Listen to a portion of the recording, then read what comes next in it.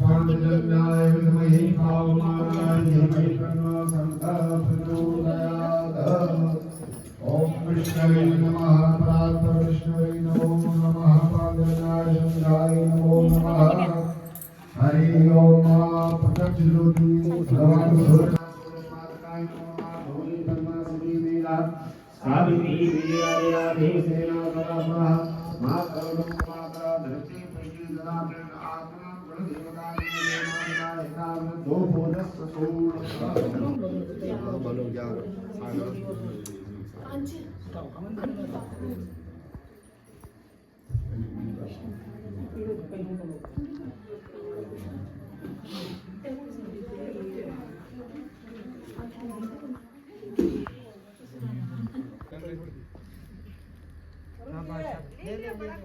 बैठ नरेंद्र आप बैठो क्या है आगे बैठो बैठो इसको बोलते हैं ओपन यानी मऊ गोसल जिसको बोलते हैं गोबर के होते हैं सदेश रग्नि वदने वहरात्रे वासवे नक्षत्राणि योग मंत्रम मय गाणम सर्वलोकानां मय गाणम ओम स्वाहा ओम नमो भगवते वासुदेवाय स्वाहा ओम नमो भगवते वासुदेवाय स्वाहा भगवते वासुदेवाय स्वाहा ओम नमो भगवते वासुदेवाय स्वाहा ओम नमो भगवते वासुदेवाय स्वाहा ओम नमो ये आप उठाओ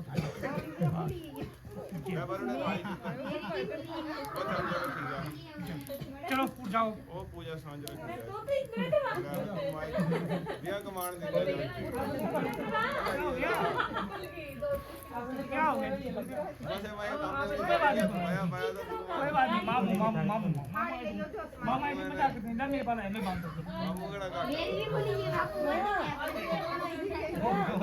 बात की बड़ी बार लगी ना ये अंदर यार मजाक उठा रहे हो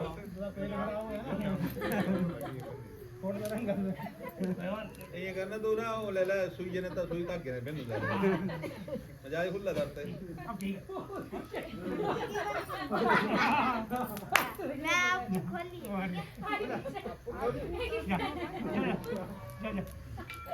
क्या माता जानते नहीं ऊपर कर ले पांव पकड़ लेनी चलो साहब जे ने छापरे ने गच्छे उठो जे अपने आसन बंदी लेने दा हरि ओम काय हरि परमात्मने नमः चलो ओके बोलो खड़े हो ओम नमो स्वनंताय सहस्रमूर्तये सहस्रपादाक्षशूरुभावे सहस्रनाम्ने पुरुषाय शाश्वते सहस्रकोटियुगधारिणे नमः। ओम अक्षतान् विप्रहस्तान् शयो गृह्णान्ति नरः सदा चत्वारि तेषां वर्धन्ते आयुर्विद्या यशोबलम्। ओम नमोस्तुते व्यास विशाल बुद्धये फुल्लारविन्दं यथपत्रनेत्रं येन त्वया भारत तैलपूर्णं प्रज्वालितो ज्ञानमया प्रदीप व्यासाय विष्णुरूपाय व्यासरूपाय विष्णवे नमो वै ब्रह्मनिधये वासिष्ठाय नमो नमः। वेद व्यास महाराज की जय। आइए आरती करेंगे अब सभी यजमान परिवार। की है आरती पापियों को पाप से है तारती भागवत भगवान की है आरती पापियों को पाप से है तारती मुक्ति पंथी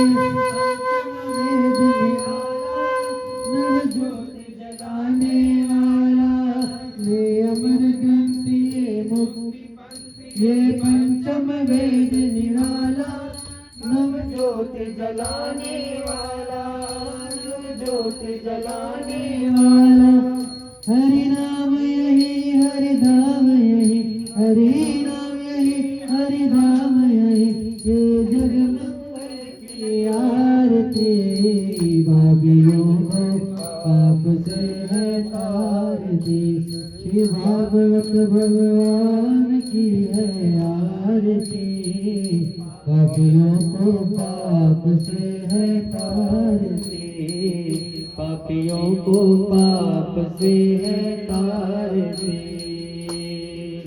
ये शांति गीत पावन पुनीत, पापों को मिटाने वाला, हरि दर्श कराने वाला, हरि दर्श कराने वाला। ये शांति गीत पावन पुनीत, पापों को मिटाने वाला, हरि दर्श कराने वाला। ये सुख करणी ये दुख हरणी, ये सुख करणी ये दुख हरणी, श्रीमधुसूदन जी की आरती, पापियों को पाप से है तारती। श्री भागवत भगवान की है आरती, पापियों को पाप से है तारती। ये मधुर बोल जग बंद खोल, सन्मार्ग दिखाने वाला, बिगड़ी को बनाने वाला। ये मधुर बोल जग बंद खोल, सन्मार्ग दिखाने वाला, बिगड़ी को बनाने वाला। श्री राम यही घनश्याम यही, श्री राम यही घनश्याम यही, ये प्रभु महिमा की आरती, पापियों को पाप से है तारती। श्री भागवत भगवान की है आरती, पापियों को पाप से है तारती। कर्पूर गौरम करुणावतारम संसार सारम भुजगेन्द्रहारम सदा वसंतम हृदयारविंदे भवं भवानी सहितं नमामि। त्वमेव माता च पिता त्वमेव, त्वमेव बन्धुश्च सखा त्वमेव, त्वमेव वेद्या द्रविणं त्वमेव, त्वमेव सर्वं मम देव देव, त्वमेव सर्वं मम देव देव। पात्रमध्ये स्थितं तोयं भ्रामितो केशवोपरि, अंगलग्न मनुष्याणां सर्वं पापं व्यपोहता, सर्वं कष्टं व्यपोहता, सर्वं दुःखं व्यपोहता, सर्वं रोगं व्यपोहतः। बोलिए श्रीमद् भागवत महापुराण की, श्री वेद व्यास महाराज की, सियावर रामचंद्र भगवान की, पवन सुत हनुमान की, आज के आनंद की। नमः पार्वती पतये, हर हर महादेव।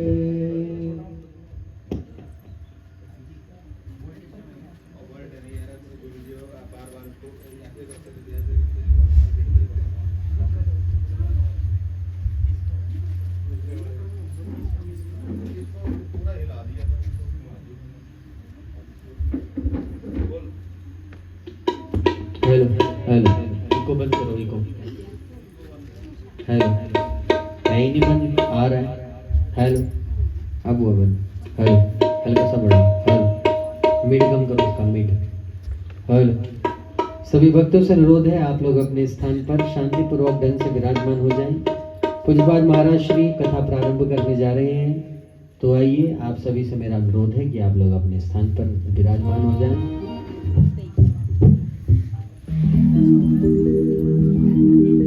हेलो हेलो,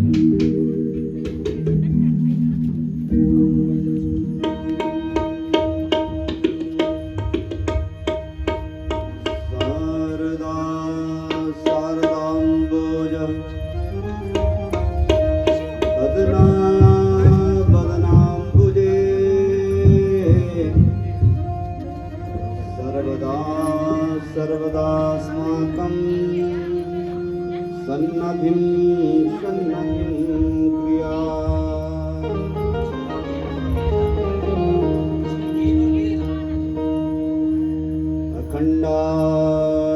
अखण्डानन्दबोधाय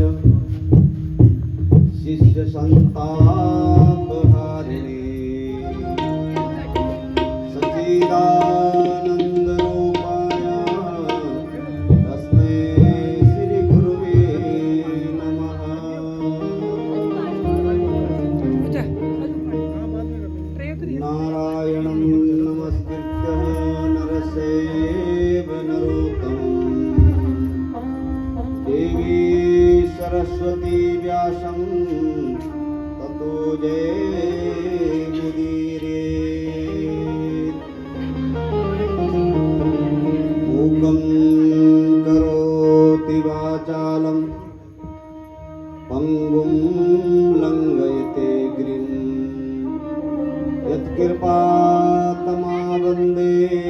परमानंद माधव।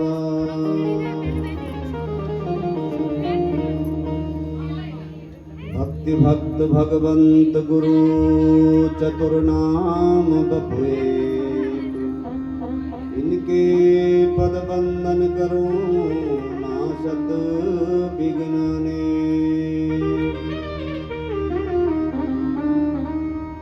जय जय राधा रमण, जय जय नवल किशोर, जय गोपी चित चोर प्रभु,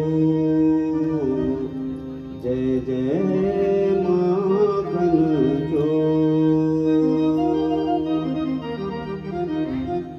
बोलो वृंदावन बिहारी लाल की जय, सद्गुरुदेव भगवान की जय, श्रीमद् भागवत महापुराण की जय, गंगा मैया की जय, गौ माता की जय, भारत माता की जय, जय जय श्री राधे श्याम। भगवान श्री बाल कृष्ण लाल की बांग में प्रतिस्वरूपा श्रीमद् भागवत महापुराण ज्ञान की सप्ताह में भगवत कृपा से इस कथा के आयोजक श्रीमती सुजाता एवं श्री सुभाष दबियाल जी, उनके इष्ट मित्र, सगे संबंधी, नगर ग्रामवासी, समस्त रसिक जनों को व्यासपीठ से बहुत बहुत साधुवाद, बहुत बहुत आशीर्वाद। आप लोगों की भक्ति सदैव इसी प्रकार से बनी रहे। आप का जीवन भगवान की भक्ति में लगे रहे। आइए अपने मन, मुख, वाणी, जीवा को पवित्र करते हुए कुछ क्षण भगवत नाम संकीर्तन करते हुए कथा में प्रवेश करेंगे।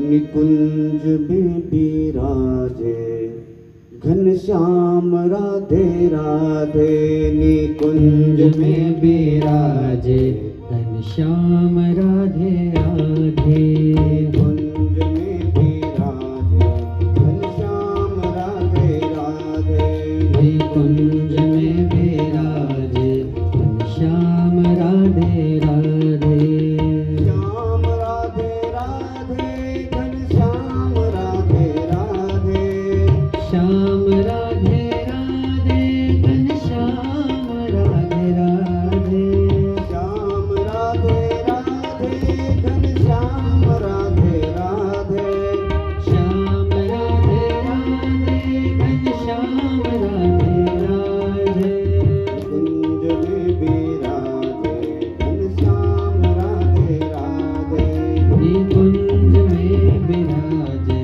घनश्याम राधे राधे, निकुंज में विराजे घनश्याम राधे राधे, निकुंज में विराजे घनश्याम राधे राधे, श्याम राधे राधे घनश्याम राधे राधे, श्याम राधे राधे घनश्याम राधे राधे, श्याम राधे राधे घनश्याम राधे राधे, श्याम राधे राधे घनश्याम राधे राधे। करके महाराजा पृथु को चक्रवर्ती की पदवी प्रदान कर दी और उनका अभिषेक किया। सूत, मागध इत्यादि जो थे बंदीजन, वो हाथ जोड़ करके महाराज पृथु का महिमा का गुणानुवाद करने लगे। महाराज पृथु ने सबको रोका, महिमा गाने से रोक दिया। अरे भैया, अभी अभी तो मैं आ ही रहा हूं और तुम मेरी महिमा गा रहे हो। मैंने ऐसा कौन सा काम किया है कि कि जिससे तुम मेरी महिमा गा रहे हो। जब कोई काम करता है तो महिमा होनी चाहिए, पर जब अभी काम हुआ ही नहीं, कोई काम अच्छा किया ही नहीं, तो महिमा किस बात की। तो सब कहने लगे महाराज तो करो ना। देखो आजकल क्या विडंबना है कि जब बिना किए, जैसे कोई नेताजी चुनाव जीत करके आते हैं, ऐसा स्वागत और ऐसी महिमा मंडन करते हैं लोग, गले मालाओं से भर देते हैं। क्यों? कि जीत गए। और अगर उनकी महिमा मंडन तब करो जब वो कोई अच्छा काम करें।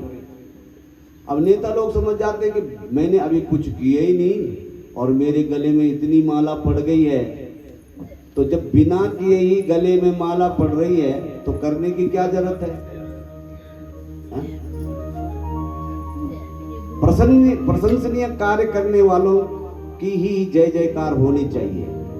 इसलिए पृथु महाराज ने अपने प्रशंसकों को रोका और कहने लगे कि अभी हमने कुछ किया ही नहीं है, तो हमारी झूठी प्रशंसा मत करो। बोले महाराज तो कुछ करो। बोले क्या करूं? बोले ये जो पृथ्वी है इसने अन्न देना बंद कर दिया है। हम कुछ खेती बाड़ी करते हैं, अन्न बीजते हैं, बोते हैं, तो कुछ उगता ही नहीं महाराज। तो तुरंत पृथु महाराज ने आदेश दिया पृथ्वी को, हे वसुंधरा, तुम्हारा काम है एक दाना लेकर के 1000 दाना देना, मेरी प्रजा को अन्न प्रदान करो। पृथ्वी ने जब नहीं सुना तो क्रोध में आ गए महाराज पृथु, तो जोर से बोलने लगे, वसुधे त्वाम वदिष्यामि मछासन प्रांग मुखिम। अरे मेरी आज्ञा का उल्लंघन करने वाली वसुधा, मैं तेरा भी वध कर दूंगा। तो पृथ्वी कांप उठी, गौ माता के रूप में प्रकट हुई, हाथ जोड़ करके पृथु महाराज की स्तुति करने लगी और कहने लगी, महाराज क्षमा करें, मैं आपके पराक्रम को समझ नहीं सकी, और मेरा तो स्वभाव है कि जब मेरे ऊपर धर्म की ध्वजा लहराती है तो मैं प्रसन्नता के मारे सारे रत्न अपने आप प्रकट कर देती हूँ, और जब कोई अधर्म करता है तो मैं सब कुछ अपने गर्भ में छुपा देती हूँ।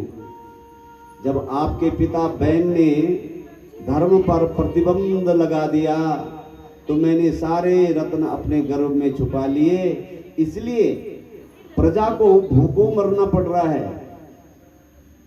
अब आप साक्षात धर्म रक्षक बन करके प्रकट हुए हैं, तो मैं भी आपके सामने खड़ी हूँ, आप दोहने के लिए तैयार हो जाए, दोहन कीजिए, जितना चाहो अन्न ले लो।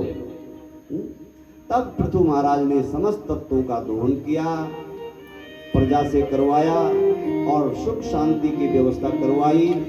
विधिवत प्रकार से नगर ग्रामों का निर्माण करवाया, व्यवस्था बनाई, और जो ये पर्वत श्रृंखलाओं जो पर्वत थे उनको उठा करके उत्तराखंड धाम में रख दिए। पृथु महाराज की पुत्री के नाम से इस वसुधा का नाम पृथ्वी पड़ा। पृथु महाराज जी के घर में एक बेटी हुई जिसका नाम था पृथ्वी, और उसी के नाम से इस धराधाम का नाम पृथ्वी पड़ा। तो पृथु महाराज ने बड़े बड़े यज्ञ करने प्रारंभ किए। तो जब कोई यज्ञ करता है तो विघ्न बाधाएं भी आती है। जब कोई अच्छा काम करो तो कोई न कोई विघ्न बाधा उत्पन्न हो जाती है। कभी बारिश हो जाती है, कभी समय पर बिजली चले जाती है, विघ्न पैदा करना है। तो इंद्र की धड़कन बढ़ने लगी कि वो ये ऐसे ही यज्ञ करता रहेगा तो कहीं ये न हो कि ये सप्तकृतु न हो जाए, यानी 100 यज्ञ इसके पूरे न हो जाए और मुझे कहीं गद्दी न छोड़नी पड़े। जैसे कि सत्ताधारी मुख्यमंत्री ये प्रयास करते हैं कि कहीं ये न हो कि विपक्ष चुनाव के बाद बहुमत में आ जाए, क्योंकि फिर कुर्सी छोड़नी पड़ेगी। तो कुछ लुभावने के लिए जनता के बीच में नए नए ऐसे डालते हैं जरा ताकि हमको ही फिर से मिले अवसर। तो इंद्र की धड़कन बढ़ गई। इंद्र देवता की कहीं ये न हो कि महाराज पृथु 100 यज्ञ पूरे हो जाएं और गद्दी छोड़नी पड़े, तो यज्ञ पूरे न हो, यज्ञ का घोड़ा ही उसने चुरा लिया। यज्ञ का घोड़ा चुराया और वो घोड़ा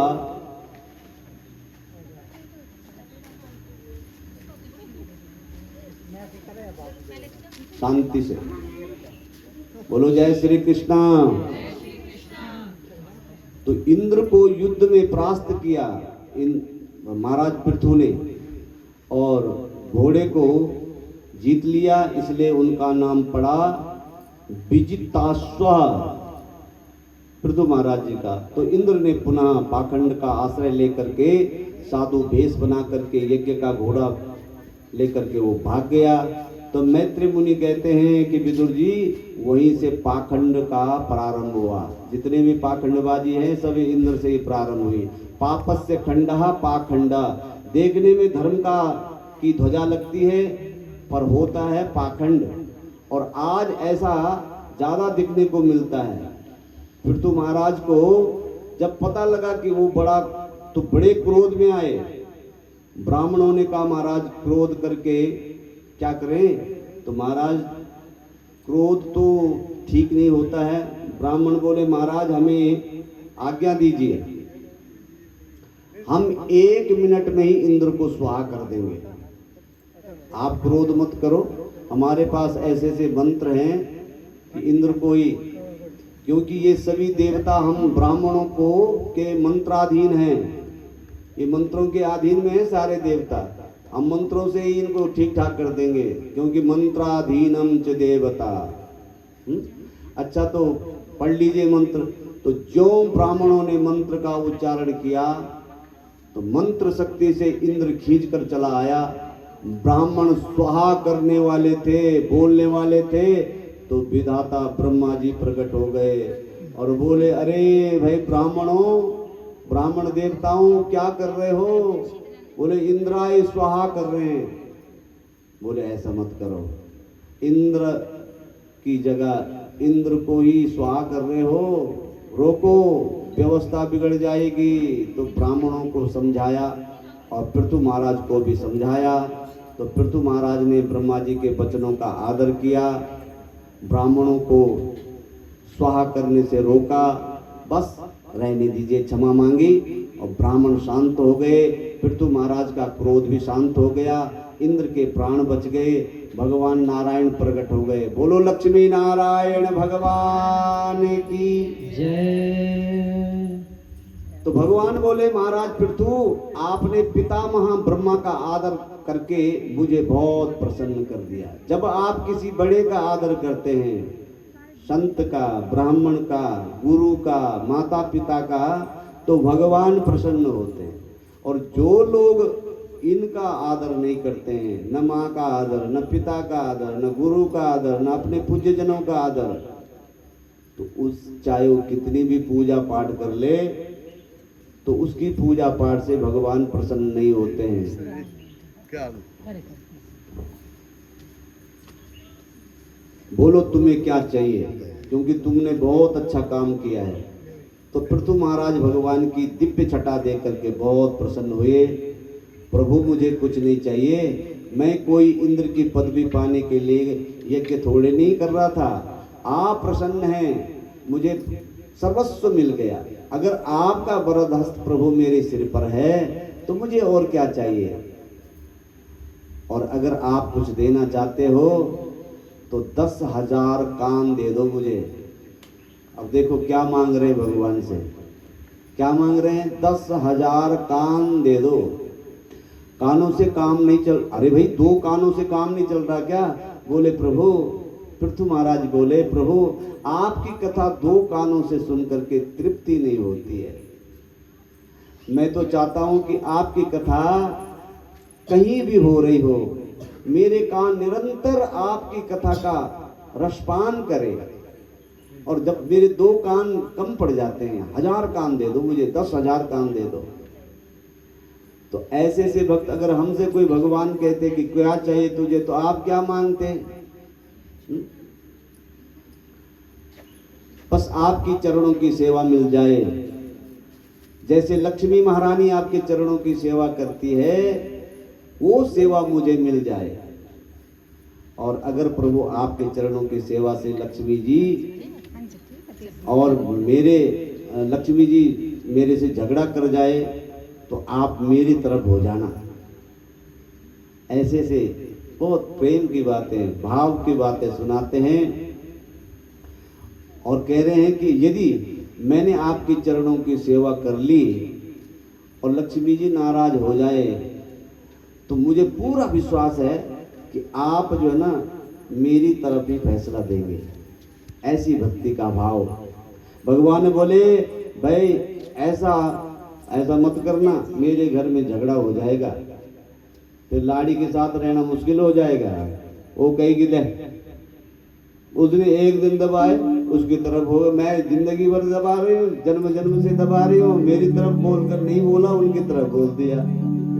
फिर तो महाराज बोले प्रभु कदाचित झगड़ा भी हो जाए तो मुझे आपके स्वभाव का पता है, जितने आपको अपने भक्त प्यारे हैं उतनी प्यारी लक्ष्मी भी आपको नहीं है। पृथु महाराज की इस दिव्य भक्ति भाव से भगवान बहुत प्रसन्न हुए और पृथु महाराज को अपनी भक्ति का वरदान दे करके अंतर ध्यान हो गए। बोलो जय श्री कृष्णा। जय श्री कृष्ण। तो पृथु महाराज ने चारों तरफ धर्म की ध्वजा स्थापित की और एक बार सारी प्रजा को बुला करके संबोधन किया। वह प्रजावासियों, सब प्रजाजनों, मैं आपको इसलिए बुलाया हूं कि नियम अनुसार प्रजा राजा को कर देती है, टैक्स देती है ना। और राजा का कर्तव्य है कि उस कर के बदले प्रजा को सुरक्षा प्रदान करे, शिक्षा प्रदान करे, अपने धर्म की जागृति के लिए व्यवस्था करे। और प्रजाजन जो राजा कर तो लेता है, अनाप शनाप टैक्स लगाता है और प्रजा की सुरक्षा और धर्म की व्यवस्था नहीं करता है, वो राजा नरक में जाता है। वो राजा कर के रूप में प्रजा का खून चूसता है, पाप भक्षण करता है, उस राजा का ऐश्वर्य क्षीण हो जाता है। बहुत सुंदर उपदेश दिया। पृथु राजा अपनी प्रजा को ये सुंदर उपदेश दे रहे हैं। तो इतने में आकाश मंडल से ऐसे लगा कि 4 सूर्य एक साथ प्रकट हो गए हों जब उपदेश दे रहे थे। और वहां पर सचमुच ही 4 सूर्य प्रकट हुए। कौन? बोले सनक, सनंदन, सनत और सनातन। ये जो ब्रह्मा जी के 4 मानस पुत्र हैं, ये प्रकट हो गए। तुरंत पृथु महाराज ने चारों ऋषियों को दंडवत प्रणाम किया और सारी प्रजा ने उन चारों ऋषियों का स्वागत किया, उनका पूजन किया। और पूजन के बाद पृथु ने कहा महाराज आपकी कुशलता का तो प्रश्न पूछना गलत है, उचित नहीं है। क्योंकि संतों से, महात्माओं से कभी भी ये नहीं पूछना कि आप कुशल मंगल, नाराज होते। क्योंकि कुशलता तो वहां पूछी जाती है जहां अकुशलता की संभावना बनी रहती है। और वो अकुशलता कहाँ रहती है? वो गृहस्थियों के पास रहती है। आज कोई बीमार, कल कोई बीमार, आज अपने आप बीमार, कल घरवाली बीमार, कभी पोता नाती, ये सो ग्रस्त है ना, तो कोई न कोई चला रहता है। इसलिए संतों का ये नहीं होता झमेला, इसलिए वो हमेशा प्रसन्नता में रहते हैं, कुशलता में रहते हैं। संत तो सदैव कुशल रहते हैं। ये कुशलता तो संसारियों से पूछी जाती है, क्योंकि गृहस्थियों में आज वो वहां चला गया, वो गया, नाना प्रकार की है। तो महाराज जहां आप जैसे महापुरुषों के चरण पड़ जाते हैं, जिसके घर में आपके चरण पड़ जाए, वो घर चाहे कैसा भी हो, अकिंचन का हो, वो महान है, उत्तम है। और जिसके घर में संत ब्राह्मणों का आदर नहीं होता है, उनके वचनों का पालन नहीं होता है, वो घर उस फलदार वृक्ष की तरह है जहाँ फल तो बहुत लगे हैं लेकिन उस पेड़ पर सांप लिपटे हुए हैं। सांप। अब जिस पेड़ पे फल तो लगे पर सांप बड़े लिपटे हुए हैं उस पे, तो उस पेड़ के फलों को न तो कोई खा सकता है, ना उस पेड़ के नीचे कोई सो सकता है, उसकी न छांव में बैठ सकता है। तो उस पेड़ का क्या करोगे? भाई फल तो लगे हैं पर उसमें तो सांप लिपटे हुए हैं। उसी प्रकार से यदि धन संपदा घर में चाहे कितनी भी भरी पड़ी है हो, घर में अतिथि का सत्कार नहीं है, सत्पुरुषों का आगमन नहीं है, भगवान की चर्चा नहीं है, माता पिता की सेवा नहीं है, संतों का चरणों तक कभी घर में पड़ा नहीं है, तो वो घर नहीं, वो शमशान है। बहुत सुंदर उपदेश दिया और महाराज पृथु ने अद्भुत प्रवचन स्वागतार्थ किए और कहा महाराज हमारे कल्याण का मार्ग बताइए। तब सनत कुमार जी बोले, राजन जब सज्जन पुरुषों से भेंट होती है, अच्छे लोगों से मुलाकात होती है, तो समाज के कल्याण की ही बात होती है। आपने ये प्रसन्न समस्त प्रजाजनों के कल्याण के लिए की है। अब ध्यान से सुन लीजिए।